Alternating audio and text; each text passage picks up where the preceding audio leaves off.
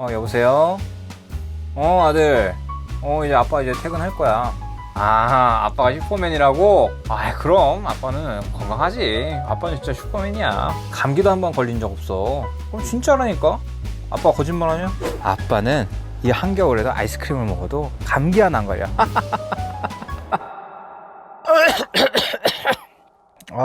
그럼 아빠가 슈퍼맨이지. 명쾌 한방 이종환 이사입니다. 보통 한의원 하면 그죠? 침 치료하고 하니까 아프니까 애기들은 안 올 것 같잖아요, 그죠? 네, 저희 한의원에 애기들이 많습니다. 애기 환자들이 많이 와요. 뭐 때문에 올까요, 애기들은? 아마 요번에 한 2, 3년간 굉장히 부모님들 노심초사 많이 하셨을 거예요. 코로나로 인해 가지고도 그렇고. 그래서 애기들 감기, 그죠? 감기로 많이 오는데 5살짜리 애기인데 왔어요. 근데 그 애기가 치료를 받으면서 감기는 바이러스 때문에 걸리죠. 그렇지. 그랬더니 제가 책에서 봤는데요, 남극에서는 바이러스가 없다는데 그럼 뽀로로는 감기가 안 걸리나요? 여러분도 어떻게 생각하세요? 뽀로로는 감기가 안 걸릴까요? 바이러스가 없는 곳에 사니까. 정답은 걸릴 수도 있습니다. 여러분들이 알고 있는 사전적인 의미의 감기나 독감은 뭐예요? 바이러스성 질환이에요. 바이러스 자체는 진짜 남극에 없죠. 없으면은 물론 이제 뭐 기온이 올라가서 생길 수는 있다고 쳐도 원래 사전적 의미의 남극은 굉장히 추운 곳이기 때문에 바이러스 활동할 수가 없어요. 그러면은 당연히 안 걸리는 게 맞는데, 문제는 뽀로로가 뭐 루피네 집도 가고 그죠? 포비네 집도 가고 따뜻한 데서 몸을 녹이고 이러고 지내다가 추운 환경에 나오죠. 그러면은 펭귄이잖아요. 펭귄은 항온동물입니다. 사람하고 똑같은 항온동물이에요. 그렇기 때문에 체온을 유지하기 위해서 왜 자기들끼리 이렇게 몸 부대끼고 이렇게 해서 온도 유지한다고 그러잖아요. 다큐멘터리 같은 데 보면. 그것처럼 실제로 체온을 유지하기 위해서 따뜻한 데 있다 추운 데로 가면 혈액이 어디로 가요? 체온 유지하기 위해서 체표로 가겠죠. 그러니까 감기랑 비슷하게 몸살 증상이 올 수가 있어요. 그래서 보통 감기랑 독감 같은 바이러스로 인한 질환은 한 13%밖에 안 된다고 얘기를 해요.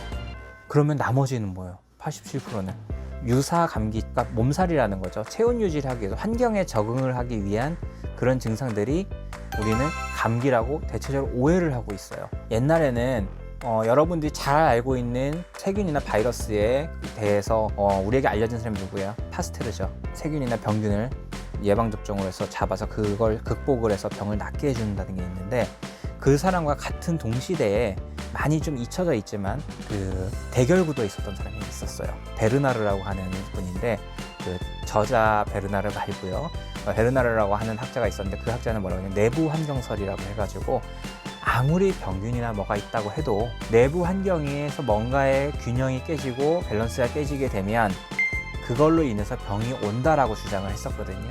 그랬는데 산업화시키기 어떤 게 좋을까요? 내부 환경을 건강하게 하는 것과 세균을 잡는 것과, 그죠? 세균을 잡는 쪽이 훨씬 산업화하기가 쉽죠. 그렇기 때문에 그 이해타산이 많아졌기 때문에 그쪽이 지금까지의 주류 의학을 잡게 되어 있고, 그 다음에 한의학뿐만 아니라 뭐 양방 쪽에서 얘기하는 기능의학이라고 하는 쪽이 있어요. 그런 쪽 같은 경우는 면역 기능을 좋아지게 해서 전체적인 몸의 밸런스를 잡아주는 쪽으로 발전을 하게 돼 있거든요. 근데 몸살처럼 오는 감기에도 무슨 약을 써요? 항생제, 소염제 쓰고 해열제 쓰죠. 따뜻한 데 있다가 추운 데를 간다든가, 추운 데 있다가 따뜻한 데를 온다든가 이래서 혈액 흐름이 좋지 않아서 그것만 빨리 적응이 돼주면 되는데, 그게 원활하게 안 돼서 오는 몸살에 해열제라든가 항생제, 소염제를 쓰면 어떻게 될까요? 몸의 순환은 망가지게 됩니다. 몸의 순환이라는 건 결국에는 뭔가를 먹어서 배사를 시켜서 배설을 해내는 건데, 그 과정에서 가장 여러분이 잘 알고 있는 것 중에서 접목되고 있는 게 장내세균 균형이에요. 장내세균이 얼마나 건강하냐인데, 항생제나 소염제를 먹게 되면 어떻게 돼요? 보통 항생제를 한 알, 성인 기준으로 한 알 정도를 복용했을 때, 1회 분량을 복용했을 때 쥐실험 기준으로 따지면은 얘가 길도 못 찾고요, 쥐가 벽을 타고 올라가잖아요. 그 능력 자체가 소실이 된다 그래요. 근데 그 소실된 게 어느 정도가 지나면 회복하느냐? 보통 짧게는 3일에서 길게는 일주일 정도, 그 정도 그 기능을 상실한다 그래요. 그러면 그거는 결국엔 여기까지 문제가 왔다는 얘기죠. 그래서 장내세균을 연구하는 분들은 장내세균총이 망가지면 실제로 두뇌 활동까지도 많이 망가진다고 얘기를 합니다. 그래서 항생제를 많이 먹고 나면 어때요? 사람들이 이렇게 머리가 아파요, 울렁거려요, 이런 분들 있죠. 똑같은 거예요. 그러니까 결국에는 여러분이 건강하고자 먹는 약들을 몸살에 쓸 이유가 없는 거예요. 그러면 감기나 독감처럼 바이러스에는 쓰는 게 맞느냐? 항생제는요, 세균을 잡는 거예요. 세균을 잡는 건데 바이러스 잡는 거에다가 왜 써요? 바이러스는 바이러스 약을 써야죠. 그렇기 때문에 그러면은 간혹 그런 얘기를 해요. 기침 계속하고 코 훌쩍거리고 이러면 염증이 생기잖아요. 그 염증이 심해지면 그때 가서 폐렴이나 이런 걸로 악화가 될 때를 대비해서 항생제를 쓴다라고도 얘기를 해요. 근데 예방 차원에서 항생제를 쓴다? 아니죠. 균이나 이런 게 번지고 일 때 쓰는 게 항생제지 예방 차원에서 쓰는 약이 아니에요. 항생제는 그것 또한 많이 좀 조심하셔야 되는 겁니다. 그래가지고 보통은 이제 미국 소아과 학회에서는 뭐라 그러냐면 중이염 있죠.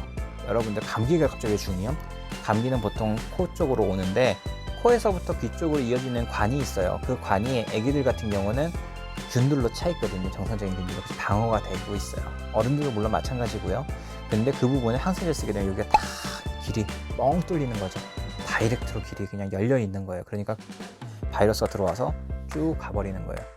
그래서 그것 때문에 항생제를 쓰는데 항생제를 쓰면 처음에는 균들이 한 번에 쫙 바이러스가 됐던 뭐가 됐던 해열을 시키고 하니까 괜찮아지는 듯 했으나 정상적인 균들이 다 죽어버리고 없으니 다음에는 거기 염증이 발생했을 때 또 금방 가고 그래서 자꾸 재발을 하게 되는 거거든요. 보통 또 항생제를 그렇게 쓰게 되면 나중에 성장이라든가 영양 결핍이라든가 아토피 같은 자가면역성 질환이라든가 이런 쪽으로 갈 수가 있기 때문에 절대적으로 조심해라라고 하고 있습니다. 그래서 실제로 임상에서 만나는 소아과 의사분들하고도 대화를 해보면 자기들도 알고 있고 그래서 최소한으로 쓰려고 한다.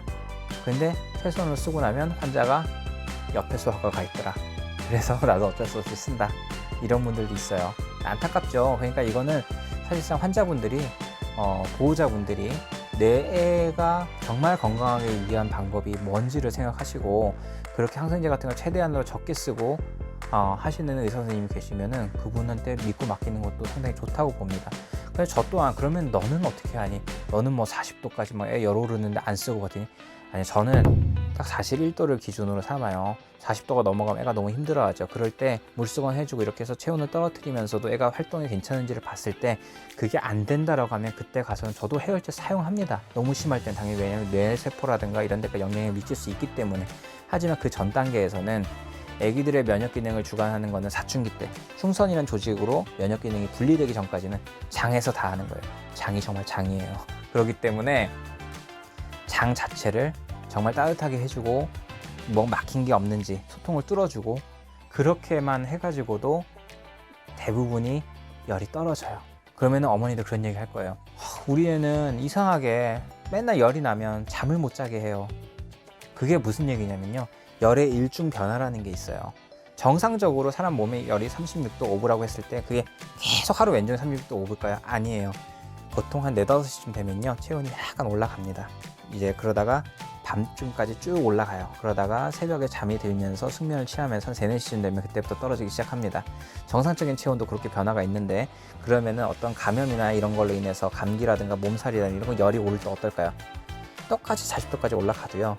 어차피 또 떨어지는 시기가 옵니다. 근데 체력이 떨어지는 시간, 저녁 시간대쯤에 오르기 시작하다 보니 대부분 그래서 자꾸 야간 때까지 힘드니까 그때까지 엄마가 자고 싶은데 못 자고 애가 계속 열이 오르면 힘드는 거예요. 그러면 그걸 못 참고 해열제를 먹여버리는 거예요.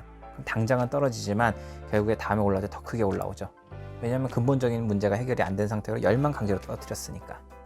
그래서 열의 일중 변화라는 거 정상적인 변화니까 야간에 애가 열이 오른다 그러면 물수건 해주고 하면서 열이 어느 정도 낮은 선에서 이 파도가 치게끔 좀 유도를 해주면서 잔잔해지는 거를 점점 보면은 진짜 파도 치는 건 똑같아요. 열이 많이 올랐다가 줄었다가 그 다음에는 조금 올랐다가 줄었다가 하면서 줄어들면서 정상적으로 36도 5분에 귀결되면서 회복을 하는 거예요.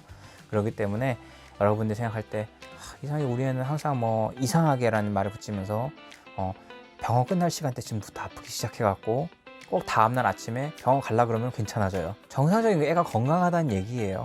건강하다는 얘기인데 그 부분에다가 대놓고 해열제 빵 항생제 손제 빵 해가지고 투여해가지고 하면은 애기의 장도 망가지고 면역 기능도 망가지고 열의 정상적인 변화 사이클도 망가지기 때문에 도움이 되지 않습니다. 그렇기 때문에 여러분 어머니들은 그렇게 애들이 안 좋을 때는요 일단 배를 눌러보세요. 배를 눌러서 배에 딱딱하니 굳은 부분이 있다 하면 그 부분을 좀 말랑말랑해질 때까지 좀 이렇게 풀어준다든가, 아니면 따뜻한 물을 자꾸 먹인다든가, 이렇게 해가지고 하면은 많이 좋아져요. 그러면 이 얘기는 어디서 많이 들어봤죠?